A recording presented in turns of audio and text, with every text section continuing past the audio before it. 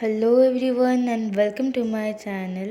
তো আজকের দিনটা ছিল 19th of April, স্যাটারডে।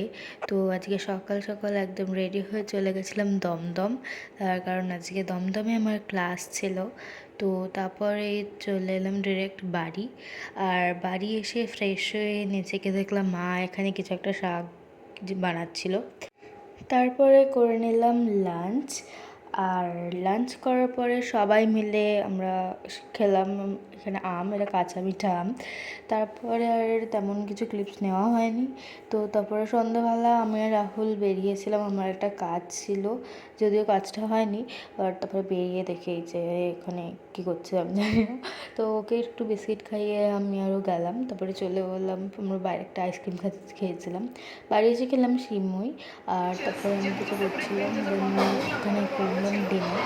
আর আজকের ব্লগটা এই অবধি, বাই।